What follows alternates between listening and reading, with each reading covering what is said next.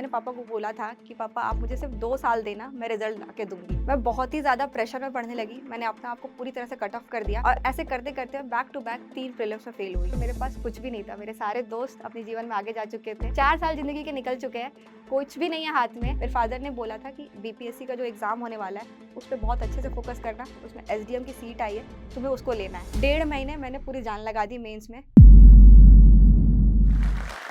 नमस्ते, मेरा नाम अपेक्षा मोदी है। मैं झुमरी तिलैया कोडरमा, झारखंड की रहने वाली हूँ और इस बार की 67 बीपीएससी परीक्षा में मैंने 7th रैंक हासिल की है। ये मेरा पहला प्रयास था, लेकिन इस अटेम्प्ट के पहले मैंने और भी अटेम्प्ट्स दिए हैं यूपीएससी के। इस जर्नी में लगभग मुझे 5 साल हो चुका है। मेरी जर्नी काफ़ी लंबी रही है, मेरा स्ट्रगल जो संघर्ष रहा है काफ़ी लंबा रहा है, इसके बारे में मैं अभी आपको साझा करने वाली हूँ। तो मेरी जर्नी लगभग 2018 से शुरू हुई थी। उसके पहले मैंने 10th और 12th अपने ही शहर झुमरी तिलैया से ही किया है। काफ़ी इच्छा होती थी कि 10th के बाद मुझे भी मेरे पिता बाहर भेजें पढ़ने के लिए, बट फाइनेंशियल रीज़न्स के कारण वो 10th के बाद मुझे बाहर नहीं भेज पाए और मैंने अपने ही शहर में रहकर जेईई मेंस क्रैक किया और साथ ही अपने डिस्ट्रिक्ट में वन ऑफ द टॉपर्स थी 12th बोर्ड में। जब मुझे मेरा कॉलेज मिला, तो वो रांची में ही था, झारखंड में ही, NIAMT, जिसमें मैंने मैन्युफैक्चरिंग इंजीनियरिंग की। वहाँ पे जब मैं पहली बार गई, तो मैं वन ऑफ द यंगेस्ट ही थी, स्टूडेंट थी वहाँ पे और बहुत ऑल इंडिया लेवल के स्टूडेंट्स थे, तो मुझे बहुत इन्फीरियरिटी कॉम्प्लेक्स आता था वहाँ पे भी। और किसी एक लड़की ने मुझे मज़ाक-मज़ाक में ये भी बोल दिया था कि तुम तो गाँव से आई हो। फर्स्ट ईयर से ही मैंने लगभग अपने पर्सनैलिटी पे काम करना शुरू कर दिया था और जब थर्ड ईयर में स्टूडेंट जिमखाना क्लब का इलेक्शन हुआ, तो मैं एक जॉइंट सेक्रेटरी के पद पे चयनित हुई। कहते हैं कि जब एक दरवाज़ा के तरफ आप आगे बढ़ते हो, तो आपको और भी सारे दरवाज़े दिखने लगते हैं। जब जॉइंट सेक्रेटरी के पोस्ट पे आई, तो कई बार झारखंड के सचिवालय में मेरा आना-जाना होने लगा और वहाँ पे कई सारे फीमेल ऑफ़िसर से मैं मिलने लगी। तो मुझे बहुत अच्छा लगता था उनके पावरफुल पोज़ीशंस को देख के कि हाँ, ये एक पोज़ीशन है जो शायद मैं इंजीनियरिंग करके नहीं पा पाऊँगी, जो यहाँ पे मुझे मिल रहा है। 2017 की बात है, मैं फाइनल ईयर में पहुँची और क्योंकि मेरे फादर ने इंजीनियरिंग के लिए भेजा है और प्लेसमेंट शुरू हो चुके थे कॉलेज के, तो उनको भी एक्सपेक्टेशंस थी कि मैं प्लेसमेंट में बैठूँ और मैं पहले ही कंपनी में बैठी और उसमें मेरा चयन हो गया। इसका नतीजा ये हुआ कि मुझे पूरा टाइम मिला कि मैं इस एग्ज़ाम के बारे में समझ सकूँ और रिसर्च कर सकूँ। पूरे 6-7 महीने लगाए और इस एग्ज़ाम के बारे में जितना रिसर्च कर सकती थी यूट्यूब पे, गूगल पे जा जाकर, ये एग्ज़ाम की तैयारी कैसे होती है, कहाँ जाकर होती है, सब पता किया। किस कोचिंग में कितने फीस लगते हैं, कौन से टॉपर्स निकले, हर एक टॉपर्स को सुनने लगी वहीं पे। फिर आई रिमेंबर वेरी क्लियरली मार्च 2018 में जब मैं होली में घर गई, तो मैं अपने फादर के सामने ये बात मैंने रखा कि मैं जॉइन नहीं करना चाहती हूँ। मैं डायरेक्टली रांची से दिल्ली जाना चाहती हूँ सिविल सर्विसेज़ की तैयारी के लिए। मुझे लगा ये मौका मुझे पापा मना कर देंगे क्योंकि ऐसा एक बार हो चुका था। बट ऑन द कॉन्ट्ररी पापा ने ये बोला कि क्योंकि तुम्हें 10th के बाद बाहर नहीं भेज पाया, मैं चाहता हूँ मैं इस बार तुम्हें फुल सपोर्ट दूँ और तुम ये तैयारी करो। जब मैं फादर के साथ दिल्ली में लैंड की, तो मैंने पापा को बोला था कि पापा आप मुझे सिर्फ 2 साल देना, मैं रिज़ल्ट ला के दूँगी। उस वक़्त लगा था कि 21 साल की हूँ, 22-23 साल की उम्र तक तो मैं ऑफ़िसर बन ही जाऊँगी। जब पहली बार इंस्टीट्यूट गई, तो मैंने देखा 600-700 बच्चे एक साथ बैठे हुए हैं। मैं बहुत ही ज़्यादा प्रेशर में पढ़ने लगी। मैंने अपने आप को पूरी तरह से कट ऑफ कर दिया। 1 साल तक मैंने किसी से भी बात नहीं की। लाइब्रेरी तक की चाबियाँ मैं अपने पास रख लेती थी ताकि मैं ही गेट खोलूँ, मैं ही गेट बंद करूँ और ऐसे करते-करते बैक टू बैक 3 प्रीलिम्स में फ़ेल हुई। और जब 3 प्रीलिम्स में लगातार यूपीएससी का फ़ेल हुई, मैंने बीच में यूपी पीसीएस का भी इंटरव्यू दिया और उसमें भी जाकर फ़ेल हो गई। 2021 तक आते-आते मेरे पास कोई सिलेक्शन नहीं था। मैं एक फेलियर के रूप में जाने लगी अपने घर पे। जो रिलेटिव्स थे वो ये सोचने लगे कि इसका तो अब नहीं होगा। वो सबसे डार्क मोमेंट था मेरी लाइफ़ का क्योंकि मुझे ऐसा एक्सपेक्टेशन आने लगा था कि अब ढाई 3 साल हो चुके हैं और मैं सेलेक्ट हो जाऊँगी। बट वो नहीं हुआ तो मुझे लगा कि ये दुनिया खत्म सी हो गई है। अब आगे पढ़ने का कोई मतलब नहीं है क्योंकि मैंने सिर्फ़ 2 साल माँगे थे अपने पापा से, तो मुझे लग रहा था कि मैं अपने प्रॉमिस को फुलफ़िल नहीं कर पाई हूँ और बहुत ही ज़्यादा प्रेशर आने लगा था माइंड में। तो अब जो मेरी नेक्स्ट फ़ेज़ ऑफ लाइफ़ मेरी यहाँ से शुरू होती है, जब मैं चीज़ों को सँभालना शुरू करती हूँ। मैंने डिसाइड किया कि अब मैं ये प्रिपरेशन किसी न किसी पार्ट टाइम जॉब के साथ करूँगी और मैंने ओनली एज़ उस वक़्त एक इंस्टीट्यूट थी जो राइज़ कर रही थी, उसके पास जाके इंटरव्यू दिया और एज़ अ डाउट सॉल्वर मैं वहाँ पे जॉइन कर ली। और मैंने पापा को प्रॉमिस किया कि अब आप मुझे पैसे नहीं भेजोगे, मैं अपने आप को खुद सस्टेन करूँगी।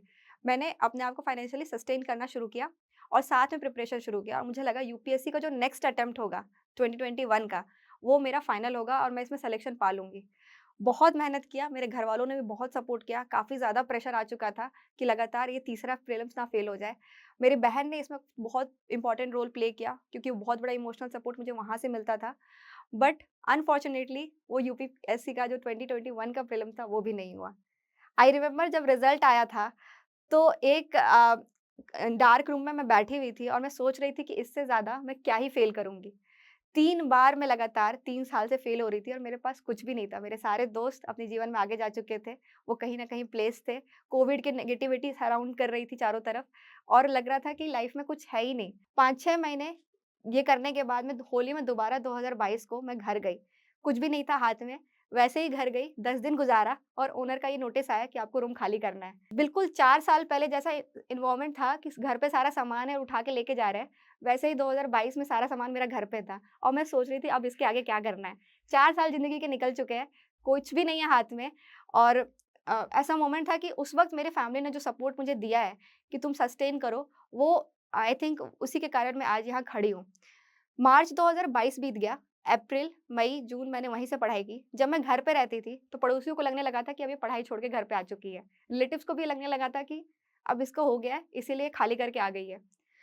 एग्ज़ैक्टली 3 महीने के बाद मैंने फिर से डिसाइड किया कि मैं जॉब छोड़ के फुल टाइम प्रिपरेशन में आऊँगी। तो ये बात मैंने अपने फादर के सामने रखी कि मैं फाइनेंशियली सस्टेनेबल हूँ, मेरे पास एक पार्ट टाइम जॉब है। मैं 1 साल और फुल टाइम तैयारी करना चाहती हूँ और दोबारा से दिल्ली जाना चाहती हूँ। ये मोमेंट ऐसा था कि मुझे लगा था कि शायद पापा फिर से ना बोल देंगे, बट ऑन द कॉन्ट्ररी उन्होंने फिर से सपोर्ट किया। मेरे फादर ने बोला था कि बीपीएससी का जो एग्ज़ाम होने वाला है, उस पे बहुत अच्छे से फ़ोकस करना, उसमें एसडीएम की सीट आई है, तुम्हें उसको लेना है। कॉन्स्टेंटली वो सिर्फ़ यही बात बोलते थे कि एसडीएम की सीट आई है, वो नहीं छोड़ना है और ये चीज़ मेरे दिमाग में इन्ग्रेन्ड हो चुकी थी। जब सितंबर में प्रीलिम्स हुआ तो मैंने मतलब अपने एंड से कोई भी कसर नहीं छोड़ी थी कि प्रीलिम्स में मेरे कहीं भी बाउंड्री के पास मार्क्स रहें। मैंने हमेशा यही टारगेट किया कि अगर लास्ट ईयर कट ऑफ 108 गया है जनरल का, तो मेरा कम से कम 5 नंबर ज़्यादा हो और फॉर्च्यूनेटली वो सही रहा क्योंकि इस बार की कट ऑफ बहुत ज़्यादा गई थी। जब पहली बार 2.5 साल के बाद प्रीलिम्स क्लियर हुआ, तो लगा कि भाई दुनिया में पहली बार ऐसे गोल्डन अपॉर्च्युनिटी मिली है, इसको तो छोड़ना ही नहीं है। 1.5 महीने मैंने पूरी जान लगा दी मेंस में। 8 महीने के बाद 28 अक्टूबर 2023 में रिज़ल्ट आता है और जो अपेक्षा 2.5 साल पहले पीडीएफ वगैरह देखने में भी डर रही थी कि यूपी पीसीएस के रिज़ल्ट में उसका नाम है या नहीं, आज वो खुद ही पीडीएफ को डाउनलोड करती है, खुद ही अपना नाम सर्च करती है और खुद ही देखती है कि वो एसडीएम बन गई है। ये जो एक ट्रांसफॉर्मेशन हुआ था, मेरे अंदर जो करेज आया था, वो सिर्फ़ मेरे संघर्ष के कारण आया था। मैंने इतना फेलियर लाइफ़ में देख लिया था, इतने डार्क मोमेंट्स देख लिए थे कि अब मुझे किसी चीज़ से डर ही नहीं लगता था। तो उसके बाद फिर मैंने अपने मदर को कॉल किया एंड अपने फादर को कॉल किया एंड मेरी सिस्टर, मेरे भाई, आई थिंक मेरे अलावा सब रो रहे थे। ऐसा मुझे मतलब लग रहा था कि वो लोग खुश होंगे बट मैं बहुत ज़्यादा उछल रही थी। My mother was crying, my sister was crying and it was a very वो वाला मोमेंट कि चलो अब कुछ पा लिया है, अब उनको शांति मिली है। अब मैं बात करती हूँ कि अपनी स्ट्रैटेजी मैंने कैसी रखी ड्यूरिंग द प्रिपरेशन। तो जो बिहार का जो प्रीलिम्स था, जब मैंने उसकी बुक उठाई क्योंकि वो मेरे लिए भी उतना ही नया था जितना बाकी स्टूडेंट्स के लिए था एंड मुझे बिहार के बारे में पढ़ना था अलग से, जो मैंने नहीं पढ़ रखा था पहले।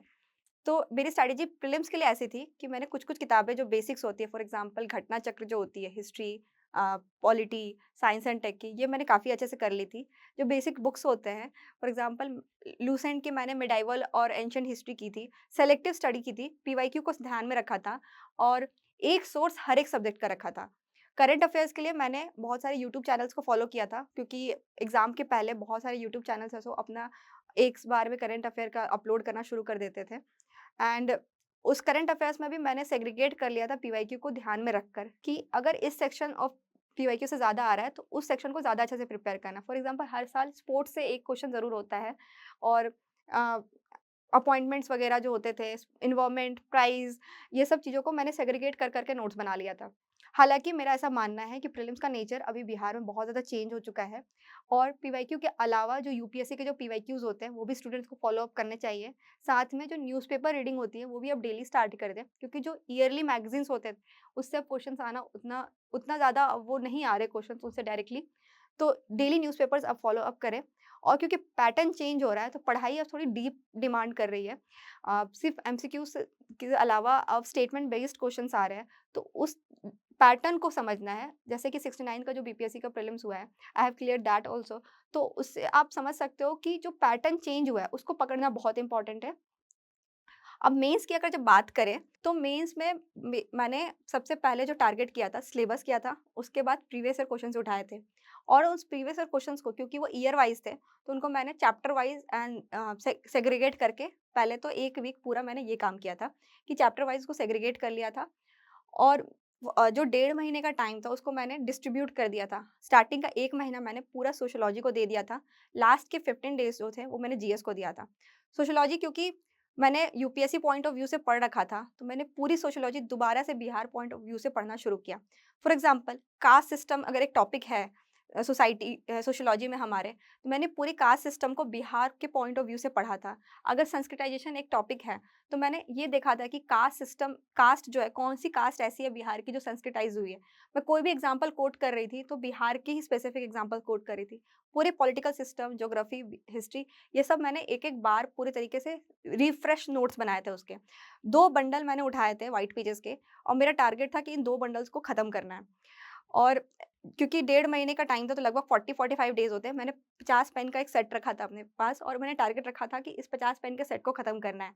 तो वो काफ़ी रिगरस राइटिंग प्रैक्टिस मैंने की थी मेंस के टाइम पे और क्योंकि 5 पेजेज़ के आंसर्स लिखने होते हैं अनलाइक यूपीएससी में जहाँ पे 2 या 3 पेजेज़ होते हैं, तो फुल वर्ड्स में पैराग्राफ वाइज़ मैंने लिखने की प्रैक्टिस की थी, जो पहले नहीं है और इसका रिज़ल्ट ये हुआ कि मेंस में मेरे अराउंड 552 मार्क्स हैं और जनरल गर्ल्स का कट ऑफ 535 है, जो कि कट ऑफ से काफ़ी ज़्यादा है, फाइनल कट ऑफ से ज़्यादा है।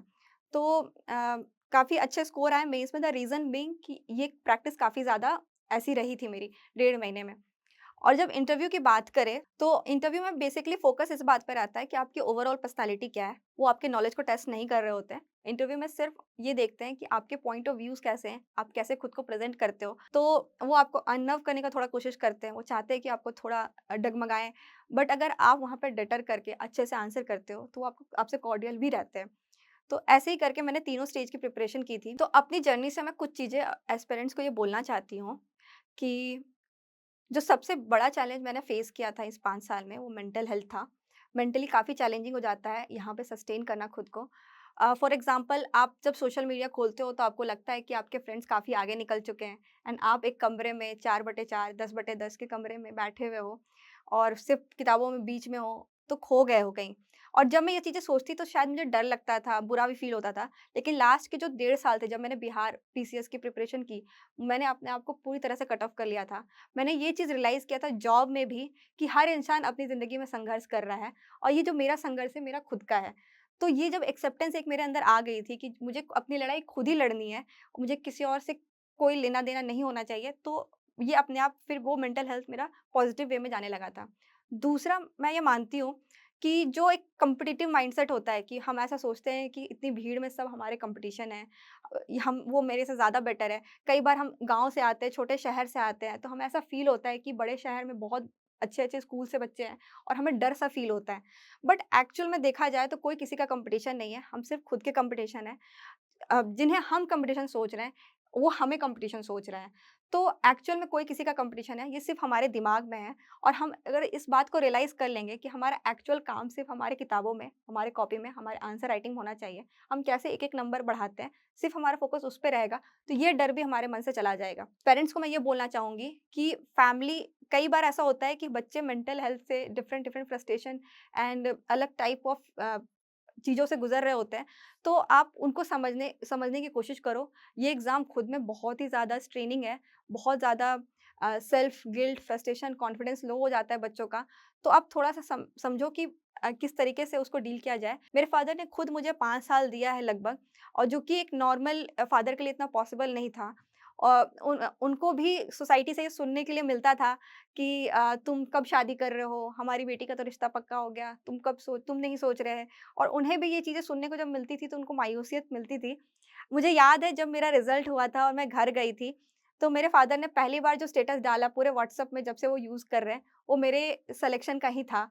एंड जब उन्होंने डाला तो उन्होंने बोला कि जब भी मैं किसी का स्टेटस देखता था, जब कहीं कोई घूमने जाते थे और अपना स्टेटस डालते थे, तो मुझे लगता था कि मैं कहाँ का डालूँ, मैं तो कहीं जाता ही नहीं हूँ। लेकिन आज जब मैं तुम्हारे सक्सेस का जब मैं स्टेटस डाल रहा हूँ, तो मुझे बहुत प्राउड फ़ील हो रहा है। कई बार ऐसा होता है कि पेरेंट्स जो होते हैं वो डर जाते हैं बच्चों की पढ़ाई के लिए कि दहेज के लिए पैसे रख लेते हैं, पढ़ाई पे ना खर्च करते हैं। बट मेरा ऐसा मानना है कि शादी शायद किसी की खुशी की गारंटी हो ना हो, बट अगर कोई लड़की इंडिपेंडेंट हो जाए फाइनेंशियली, तो वो उसको ज़रूर खुशी देगी। इस समरी से मैं बस यही बताना चाहूँगी कि मैंने 3 बार यूपीएससी का जो प्रीलिम्स था, स्टेज ही फ़ेल किया लगातार कंसेक्युटिवली एंड उसके बाद यूपीपीसीएस के इंटरव्यू तक जाकर फ़ेल हुई और फर्स्ट अटेम्प्ट में बीपीएससी का 7th रैंक आया है। तो ये इसलिए हुआ क्योंकि मैंने पेशेंस दिखाया, मैंने पर्सीवर किया कि मुझे करना ही है। अल्टीमेटली जो मेरा जो ड्रीम था, मुझे कॉन्स्टेंटली रिमाइंड करता रहता था कि मैं क्यों यहाँ पर आई थी। मुस्कुराते रहो, बस हो जाएगा लास्ट में। क ऐसा कुछ नहीं है कि बहुत ज़्यादा टफ एग्ज़ाम है, ये कोई गॉडली फिगर ही बना रहा है। मैं भी आपके जैसा ही स्ट्रगल कर रही थी लाइफ़ में। ऐसा नहीं है कि मुझे बहुत कुछ बैक टू बैक सक्सेस मिला और मैं यहाँ पहुँच गई। सबके स जीवन में संघर्ष आता है, बट अंत में अगर आप टिके रहते हो, तो आपको ज़रूर रिज़ल्ट मिलता है। इसने इसने ढेर सारा इंस्पायरिंग स्टोरी एक से एक बढ़ के बिहारी के एकरा पर देखेला मिलतो। एकरा नाम है जोश टॉक्स बिहार।